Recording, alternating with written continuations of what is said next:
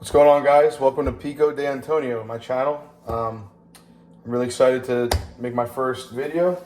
On this channel, you're gonna see a bunch of my dishes that I like to make. It's gonna be basically a budget-friendly channel.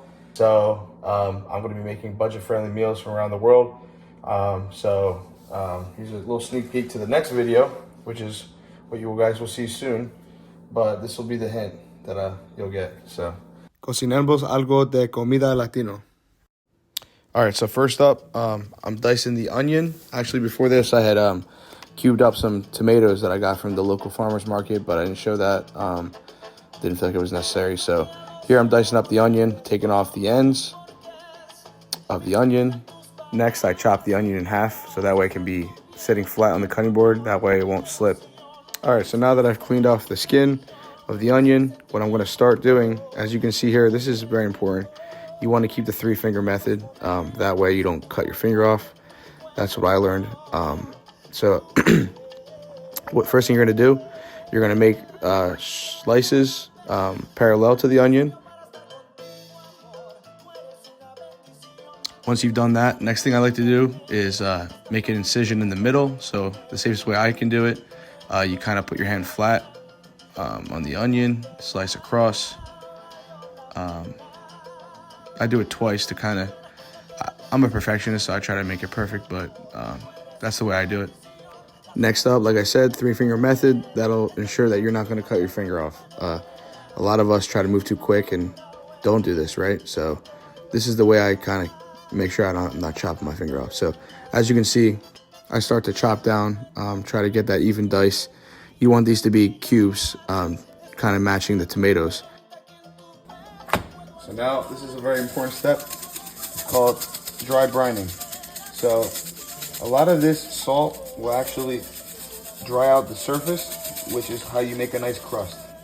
So you might think this is a lot of salt.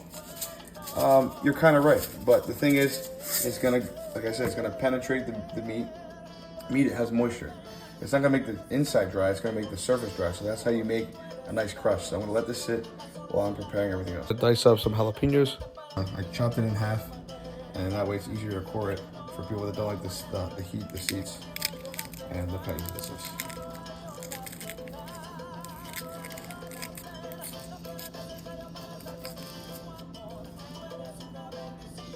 Now that it's all cubed up, throw it in the mix. And finally, we're gonna chop the cilantro. But look how good that looks already.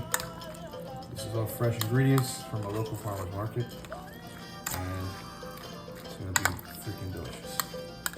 The cilantro, the most important part of the pico de gallo, in my opinion, which I washed thoroughly. You wanna make sure you're washing this pretty good because they get dirty. So basically what I just did is I rolled it up into kind of like a cigar, right? You want to do that so you can get even strips, as you can see here. There's strips right now, but we can get that thinner, at least in my mind. So once you're done slicing parallel, you want to squish it together like I've just done and basically rotate it. Now you're going to chop it the other way. So you're cutting into cubes now, basically. You want everything to be uniform. Not going to be perfect, but I like to go as close to perfect as I can. And then I'm extra, so I just chop it one more time just to get it perfect. Next up, the rice. Here I have a white basmati rice, Japanese brand that I love. So what I've done, I've rinsed out the rice. Not perfect, as you can see there's more starch. So what I'm gonna do, I'm gonna let it sit in some salt. Salt doesn't just bring out moisture, it brings out the starch as well. So I like to do this before I cook the rice, put some salt and let it sit in the water. It's good enough. You wanna get most of the starch out. I washed it out, so now I'm gonna add a little more salt. Good. And then when you cook rice, you usually put butter or oil. I'm just gonna put just oil because cilantro lime, but if you're making a more Americanized rice, you want to put some butter. You can see now it's been sitting here. You see all that moisture?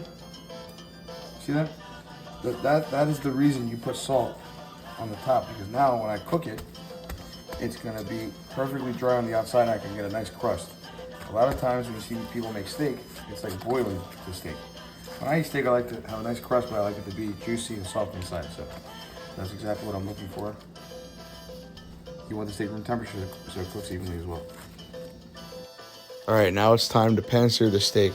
I got a pan ripping hot. As you can see, the smoke's coming off. I'm seasoning this with my favorite seasoning, Goya adobo seasoning. It's all purpose. It's got onion powder, garlic powder, salt, a bunch of other ones in there. You can use it on literally anything. It'll make a flip-flop taste good. So now I'm putting the steak in a hot pan with a little bit of olive oil.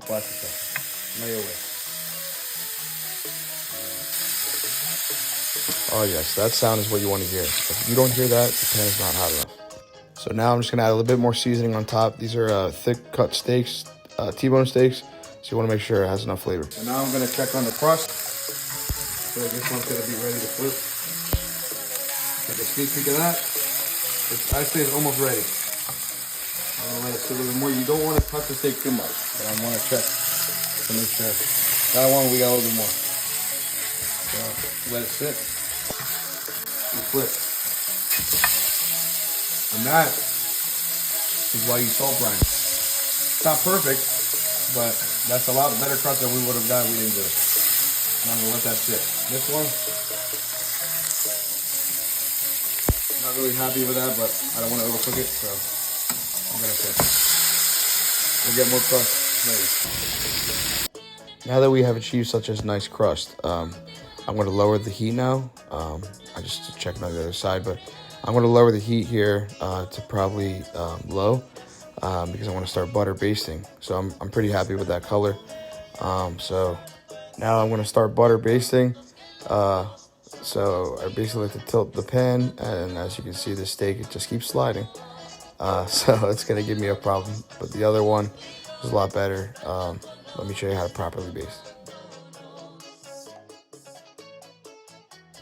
This is how you baste. So I'm putting the steak at the top of the pan, and as you can see, the butter's foaming. A lot of people don't like it this dark, but I think it brings that nuttiness to the butter. And the whole purpose for this is so that we can continue to cook the inside, right? The hot butter will help that. Also, it's going to ensure it's juicy. And this is how I cook my steaks every time.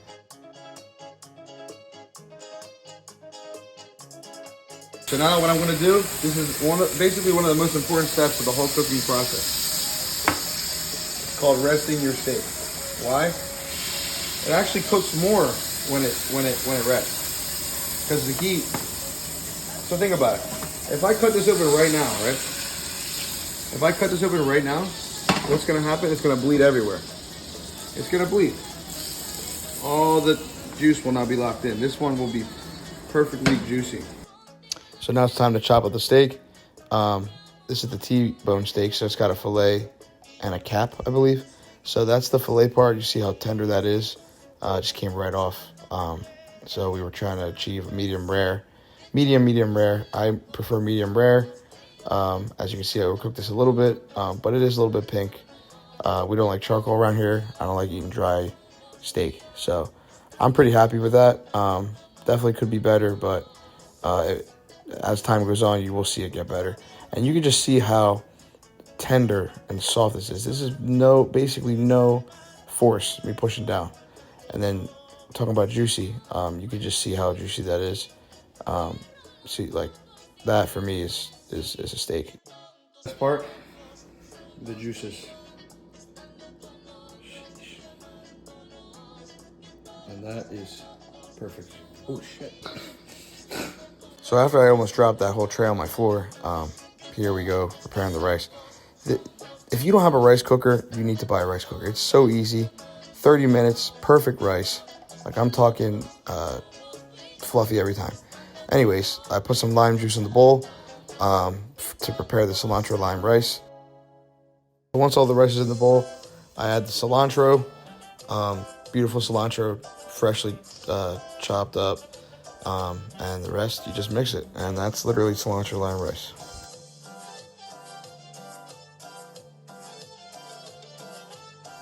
And there you have it. Steak, Chipotle bowl. Doesn't have everything you get on Chipotle. These are just my favorite things. But, I mean, came out really, really good. Everything's super fresh here. Thank you all so much for watching. This is just the beginning. I love to cook. By no means am I a professional, but I will be pumping out a lot more videos in the future. And thank you to my guy, George Coursidis. helping me out as my cameraman, but moving forward, it'll just be me during the week. So we're going to see how I'll be able to record.